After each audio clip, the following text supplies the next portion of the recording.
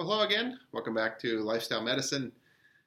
So we're launching into a different part of the course and in the material that's in the book. We're talking now about the application of some of these healthy lifestyle behaviors with certain conditions, chronic diseases. So what we're starting with, chronological order through the book, is obesity and high blood pressure.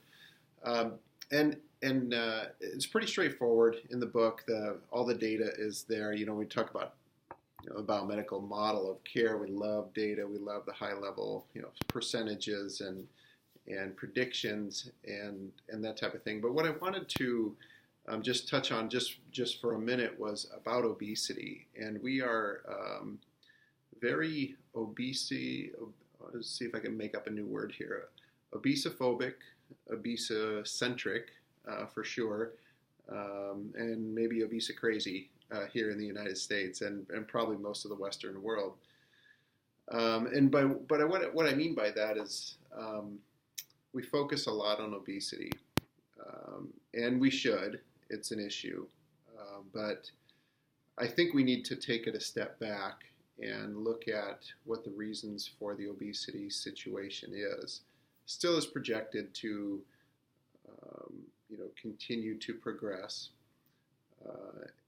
And why is that? Well, we know what, in high level terms, what can lead to weight loss. We've been working on this for such a long time, but aren't making any progress. What does that mean?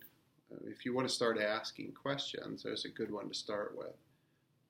Why do we continue to gain weight as a nation, as a Western society? Why are we not getting a handle on this condition? I think we are very afraid of obesity. And again, I'm not discounting it, but I don't think we have our eye in the right spot for this. I think what we need to be focusing on are more of the reasons of why people are continuing to gain weight. And those reasons are really related to social, economic issues. And of course we have, motivation issues and it's with some folks and adherence to programming and that type of thing. And I don't want to get into that at this point, but it's interesting to me that in most of our Western culture, Western society, that those who have enough money are worried about becoming fat, and those who don't have enough money and live in poverty are worried about starving. There's an imbalance there. And both are related to social and economic and political and power struggles, and I think as if instead of just scratching the surface on talking to people who are overweight about, well, you just need to eat less and exercise more. There's more to it than that. That's not. We've been saying that for years. Everybody knows that it's not the right answer. We need to do some significant work within the food industry to make sure that when we go to buy food that we are going to be successful. We need to kind of have a balance on sleep and stress and emotional stability also has a significant impact as we talked about the last couple of chapters. So obesity, yes, is an issue. Should we be focused just on obesity with blinders on the side in a very straightforward, very sequential order? I don't think so. I think what's important is that we try to understand the interconnectedness of all of the issues that surround the reasons why people are overweight. And when we start doing that, then we'll start to probably make some headway. I think just the sequential order of saying, Body weight's too much. Need to eat less and exercise more to get body weight less. Yes, that's true, but it's not everything. Body weight's too much. Take this medication, decrease body weight.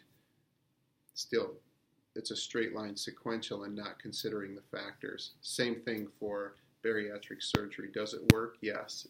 Do people have success in improving their health conditions? Absolutely. Physical condition, emotional, psychological. It's actually is pretty fascinating to watch the benefits of bariatric surgery, but it's still not getting at the reasons why people are in this situation and what we can do to try to make some headway with this issue. If you look at it from just a single individual standpoint, I think we're missing the boat. I think we need to look at it in the larger context of the social structure, the economic structure, and those all have to do with,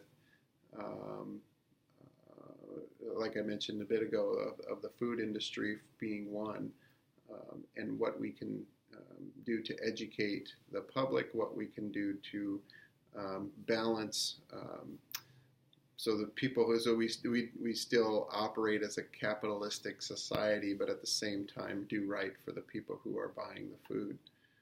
So the issue is complex. If it were simple, it would have been solved a long time ago.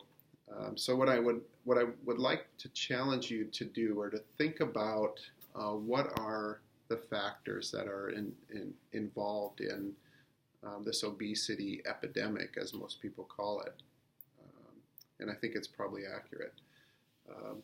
What are all the factors involved? Is it just personal? Is it just me in my own situation, my own bubble, making decisions that I can completely control? Or are there other factors that are not controllable by each individual person that need to be addressed? I think that's a key question. So start thinking about that, and then I think once we start going down that road, we can probably make some headway on this condition. It's going to take a lot of people coming together in a very cooperative manner to try to make some headway on it, I think. Otherwise, I think we're probably going to continue to go down this road of becoming still, being less active and eating more high-calorie, less nutrient-dense food.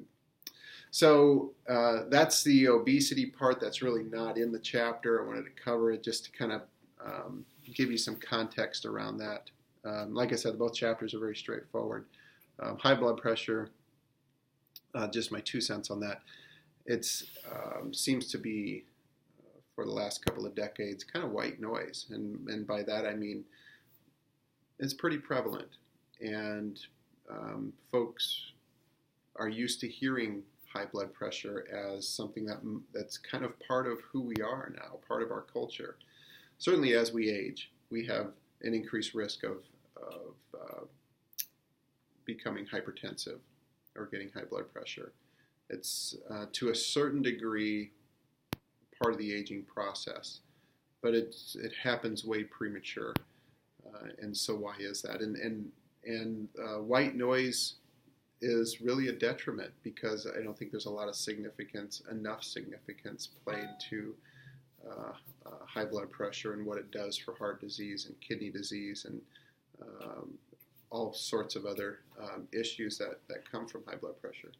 So it's something to pay attention to and not discount as not important because we hear about it so often. That's the point I would like, I think, for you to take away from that chapter. If you wanted to focus your entire career just on blood pressure, you probably could, because it's that significant of an issue.